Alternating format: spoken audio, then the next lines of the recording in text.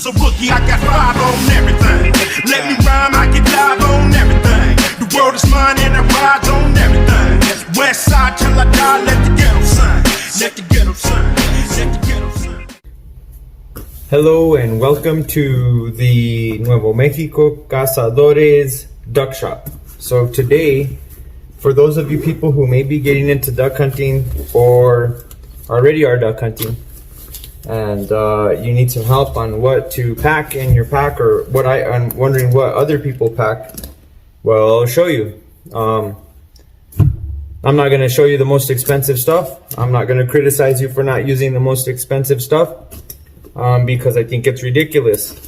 So to those who choose to do that, that's fine, that's up to you. But I'm not going to bash you for the way that you hunt ducks, or the way that you are able to fund your duck hunting. You know, not everybody wants to spend lots of money duck hunting, and not everybody can. So what I'm going to do is I'm going to start with the basics of what I carry. I got this of course, a headlamp right here. Let me start with a bag first though. So I got this bag here. I got it on sale from Sportsman's Warehouse, or Cabela's. I think I got it from Cabela's. Anyways, it's not too big, but it's my duck bag. I used to carry a big old backpack when I was duck hunting, but that's because I had my 2 kids with me. Now that they're in the Marine Corps, I don't have to carry as much stuff. So I don't have to carry their duck calls, or I carry my own stuff. So we'll start off with this pack here.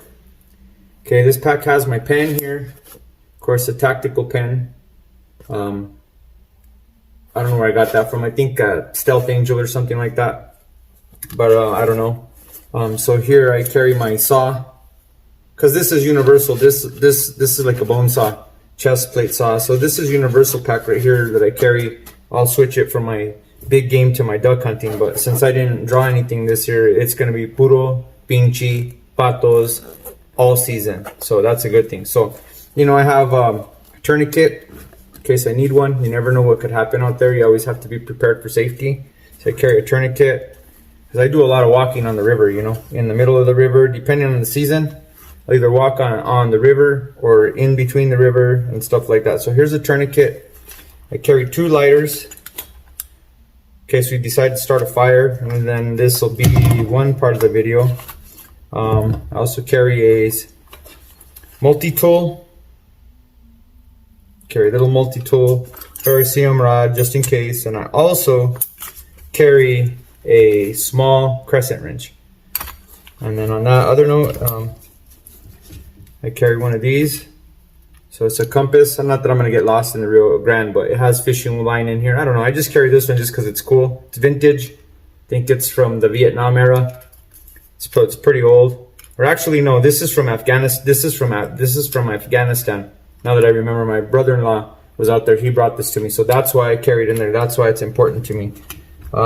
Just because he gave it to me, And he was out there in the war, and I don't know. It just has some type of vibe to it that I like. But that's what I carry in this bag right here. So this bag isn't too elaborate on that. So then I carry, of course, my light with rechargeable batteries. I think this has like 10,000 lumens. So when you're setting up your decoys, and I actually bought this headlamp on Amazon. I think I paid like $30 for it, but it still works good. Of course, my hat. This is for when it's really cold out there. I have this hat here. Because when it gets cold out there on the river. Of course, another flashlight, about another 10,000 lumens. This is a Fiashi. They actually sent this to me a couple years back to use for duck hunting. So I use this one a lot. That's for when I'm checking the gates and stuff by the ranch. Or stuff like that. And then of course I carry my ammo for my handgun, because there's mountain lions in the river and who knows what else. So we'll put this stuff back here. That's in the main pouch. So let's go to the side pouch here in the front, and I'll show you. So this is the side pouch, okay? And I also carry those carabiners too. Carabiners, if you double them up, you can use them to have some more, but the carabiners, the reason why I use those is because you can use them to tie down cover if you're putting some cover over yourself for concealment, or if you're going to butcher an animal, you can use these. Just double them up, and then you can run your line through here, so that way you can use a pulley system. You can make a pulley system with them. So what I carry in this pouch here is I'm going to carry my knives for my butchering. So I got the Outdoor Edge. I got 2 of them. I got the fillet knife. I got the Elite. This one works great. That's what I wear. You know, ducks are small. You don't want to rip them all up, you know, to get them. But then also the this one's sharp as heck. That's the fillet. But this one's a good boning knife. That's what I use it for. So you can get in there. You know, of course, gotta have freezer. And you gotta have blades for your knife. I get the blades, but you also have to have your freezer bags for the breasts and the thighs and the legs. That's what I carry in that pouch there. Okay, and then this is the back pouch, same side, opposite side. I carry my duck lanyard in there to hold my ducks. This one I made it custom myself. I made me a custom duck one, and then some rubber gloves, of course, to be safe. Some extra coffee so I don't get tired out there. I always carry chapstick, always, because it gets cold out there. Put on your hands or on your lips or wherever. Hand sanitizer, another tactical pen here just in case, you never know. Some wipes for whatever. You can use these for whatever. Number nothing to wipe your hands, or number 2 if you have to, because you know, yeah, everybody knows how it goes out there. Anyways, so that's that pouch there. And then let's go to the front pouch here, right here. Close this up. So let's go to the front pouch here. Okay, see that there? Okay, so I got earplugs. You already saw. Got some earplugs in there. It's important. You don't want to be blasting out there and ruin your hearing. And then, of course, my courtesy cards. These cards are given to us by the Game and Fish, New Mexico Game and Fish.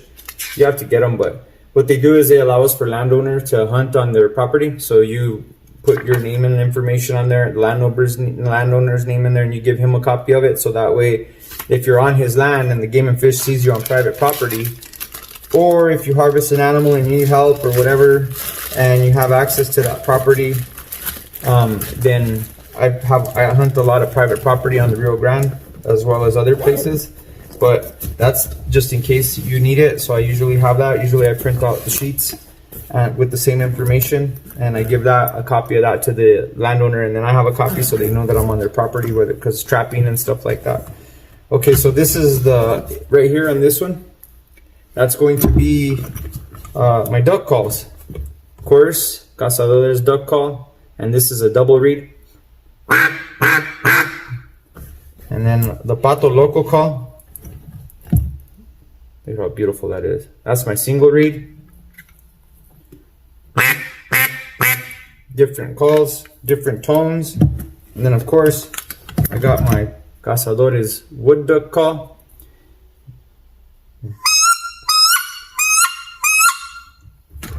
So I know that the wood duck call and the other one called in a September till, and we all know we're getting ready for that. It's close. September till is really close. So that's in my bag. That's not really a whole lot of stuff in my bag. You know what I mean? So of course I'll put water and stuff in there or whatever, or snacks in there. But for right now, that's what I carry. So you don't need a lot of equipment to go duck hunting. You just need a minimum of this bag right here. You can fit all of your duck hunting in this bag right here. You know what I mean? If you don't need everything that people tell you that you need. You don't need all this stuff unless you're going to be on water, and of course you're going to need more stuff, but this is just for here hunting on the Rio Grande. Of course I have my blind and stuff like that I use, but I mean, this is just what I carry on me, and so that way it makes it a lot easier. So what I'm going to do is I'm going to show you what I carry in my ammo can. Okay, welcome back. So as you know, you're already in a duck shop, where we make duck calls. Anyways, this is my ammo case right here. This is just one. I'm probably going to order another one here pretty soon. But there is, I believe,